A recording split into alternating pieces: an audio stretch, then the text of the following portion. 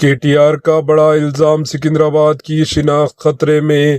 KTR का कांग्रेस हुकूमत पर सिकंदराबाद की शिनाख्त मिटाने की साजिश का इल्जाम। पुरअमन रैली रोकने पर 6 से 8 हजार बीआरएस कारकुन गिरफ्तार, कई रहनुमा नजरबंद, पुलिस कार्रवाई पर शदीद रद्द अमल। बीआरएस के वर्किंग प्रेसिडेंट केटीआर ने रियासती कांग्रेस हुकूमत पर शदीद हमला करते हुए इल्जाम आयद किया है कि सिकंदराबाद की शिनाख्त को मिटाने की साजिश की जा रही है। केटीआर ने कहा कि सिकंदराबाद, जो हैदराबाद के साथ जुड़वा शहर के तौर पर जाना जाता है, इसकी तारीखी और सकाफती पहचान को खत्म करने के लिए मौजूदा कांग्रेस हुकूमत तुल्क तर्ज के फैसले कर रही है। इन्होंने बताया कि इसके खिलाफ आज बीआरएस की जानिब से एक पुरअमन रैली निकालने की कोशिश की गई, मगर पुलिस ने ताकत का इस्तेमाल करते हुए 6 से 8 हजार कारकुनों और रहनुमाओं को गिरफ्तार कर लिया, जबकि कई कायदीन को घर में नजरबंद रखा गया। केटीआर ने 2 टका अंदाज में खबरदार किया कि अगर कांग्रेस हुकूमत ने अपनी पॉलिसियां न बदली तो बीआरएस अवाम के साथ सड़कों पर आएगी। इन्होंने ये भी ऐलान किया कि जैसे ही केसीआर दोबारा इख्तिदार में आएंगे, जरूरत पड़ने पर सिकंदराबाद को एक अलग डिस्ट्रिक्ट का दर्जा दिया जाएगा। बीआरएस क़ियादत का कहना है कि वो सिकंदराबाद की शिनाख्त, विकार और हुकूक के तहफ़्फ़ुज़ के लिए हर सतह पर जद्दोजहद जारी रखेगी। Bureau report, HN news. మరి మా నాయకులందరూ ఎమ్మెల్యేలు ఎమ్మెల్సీలు ఉన్నారు, వారందరినీ కూడా వారు ఆహ్వానించారు.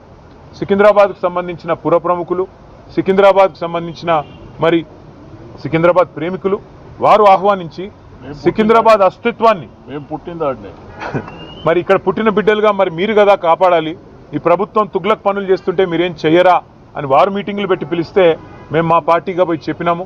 ఏం చెప్పాము? ఈ జంట నగరాలు జోడెద్దులు, ఈ జంట నగరాలకు స్పెషల్ ఐడెంటిటీ ఉన్నది. లష్కర్ అంటారు, పట్నం అంటారు. ఇట్లాంటి అస్తిత్వాన్ని దెబ్బతీయకండి, అనవసరంగా తుగ్లక్ పనులు చేయకండి. మీకు అధికారం ఇచ్చింది 6 గ్యారెంటీలు అమలు చేయమని, మీకు అధికారం ఇచ్చింది 420 హామీలు ఏవైతే మీరు చెప్పారో అమలు చేయమని, మీకు అధికారం ఇచ్చింది బీసీలకు 1,00,000 కోట్లు పెడతామని మీరు చెప్తే దాన్ని నమ్మించినారు. మీకు అధికారం ఇచ్చింది ఎస్సీలకు, ఎస్టీలకు కేసీఆర్ గారు 10 లక్షలు ఇస్తున్నాడు దళిత బంధు, నేను 12 లక్షలు ఇస్తానంటే నమ్మి మీకు ఇచ్చారు. మరి 2 ఏళ్ళు అయింది. హైదరాబాదు, సికింద్రాబాదు ఈ జంట నగరాల్లో ఒక ఇల్లు కట్టినావా? కనీసం ఒక ఇటుక పెట్టినావా ఈ 2 ఏళ్లలో? ఒక్క ఇల్లు కనీసం 2 ఏళ్ళు అయిపోయింది, చేయలేదు, మంజూరు చేయలేదు. ఒక్క కొత్త రోడ్ వేసినావా? ఒక్క కొత్త ఫ్లైఓవర్ కట్టినావా? ఏదీ లేదు.